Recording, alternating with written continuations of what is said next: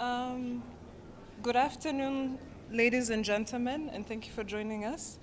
We are pleased to welcome Rwanda's Minister of Foreign Affairs and International Cooperation, Honorable Minister Olivier Nduhungirehe, who will brief us today following this morning's Security Council meeting on the security situation in the Democratic Republic of Congo. Without further ado, I invite the Honorable Minister to deliver a brief statement, after which we will open the floor for questions. Honorable Minister, you have the floor. Thank you. Good afternoon. Today, Rwanda reiterated our long-standing position before the Security Council regarding the situation in Eastern DRC and the role of MONUSCO.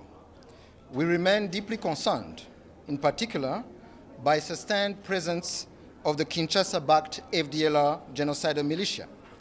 MONUSCO, whose mission was in large part to get rid of armed groups in Eastern DRC, including the FDLR genocidal militia, has failed to deliver on its mandate.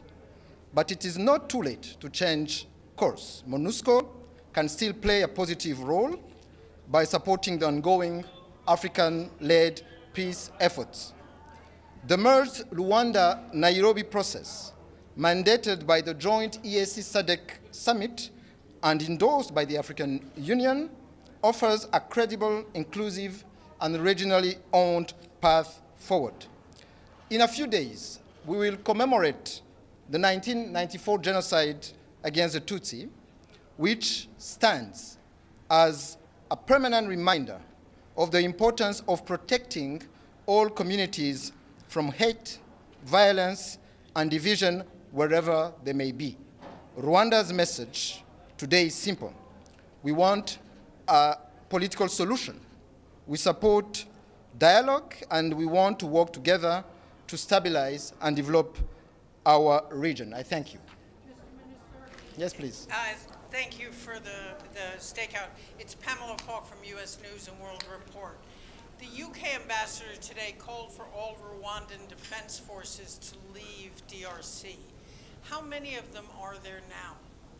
Thank you. There is a regional process, EAC-SADC, which a way forward on how to deal with security issues and also political issues in Eastern DRC. So it's up to the region, to the Africa-led process to give us the way forward. It's not up to the United Kingdom to tell us what should be done. As for Rwanda, we have said on several occasions that we are under threat from the FDLR, under militias and forces in Eastern DRC. So we have deployed defensive measures along our border to defend ourselves against this threat. And this should not be confused with the M23, which is a Congolese movement defending a Congolese community. It's the M23 that took territories in Eastern DRC, including Goma and Bukavu. It's not Rwanda, because in Rwanda we don't take territory in Eastern DRC. We have defensive measures which are targeted, dynamic, and proportionate to the threat. Thank you. Mr. Foreign Minister, if I can follow up, Gabriel Elizondo from Al Jazeera English. Just to follow up on my colleague's question, how many troops do you have in the DRC? As you know, the DRC representative in the council claims that you have half of your entire military is in the DRC. Is that true? If not, how many troops? Of course it's not true. I just answered to that question. I said that we should not confuse between M23 and Rwanda. M23 is a Congolese movement that took territories. It's the M23 that is in DRC because they are Congolese. Rwanda, we are defending our border with our defensive measures against the threat that was entertained for the past 30 years in Eastern DRC, namely the FDLR genocidal force and other militias and groups that are working for the Kinshasa government to overthrow the government of Rwanda, as the president of DRC clearly stated on several occasions. Yes, Minister, Carrie Norton from Le Monde and RFI, Radio France Internationale. Can you tell us, you kept saying that you're under attack from the FDLR. Can you tell us what was the last attack from FDLR before the Goma battle? Just recently, what was the last attack from FDLR? You know, since 2018, madam, we had... You asked me a question and I'm going to respond to you, madam. since 2018, we had more than 20 attacks. The last one being on 26th of January, where 200 homes of Rubavu districts were deliberately targeted by the FRDC government.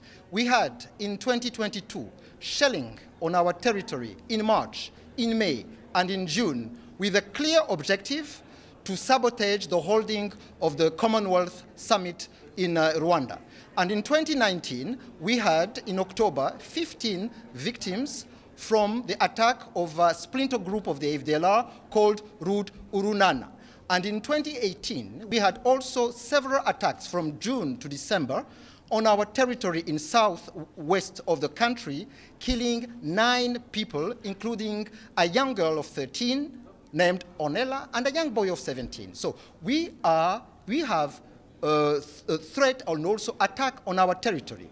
And in the council, I also said that just two weeks ago, we had the general, Brigadier General Ezekiel Gakwerere, who was handed over, an FDLR general, and who was involved in the genocide against the Tutsi, and then who was in FRDC uniform. Let me rephrase. Any attack in 2024 in January before the Goma battle? There was constant attack. I told you that for the past 20 days, the past 7 years, since 2018, we have more than 20 attacks. What was the attack in 2024? What kind of attack do you want me to give you, Madam? Because you keep saying you were under attack and by the FDLR, so... Madam, we had 16 deaths. People were killed in January. 200 homes, including schools, including hospitals, by the FRDC from the Goma airport. Doesn't sound serious enough? After the attack after of the what? border. Did it happen after or before the Goma was attacked? Yes. Thank you, Minister. Jessica Lemezurier from France 24. Just to clarify, because it wasn't clear to me, the UN has said that you have up to 7,000 troops in DRC. How many troops do you have? How far have they gone in? What exactly are they doing? Why are they there? Yes, this is the third time that we'll respond to this question. We don't have troops in Rwanda. We have defensive measures to deal with the threat coming from Eastern DRC, mainly by the DRC-backed FDLR and other groups that have consistently attacking our territory. Thank you very much. Thank you. Thank you. Thank you.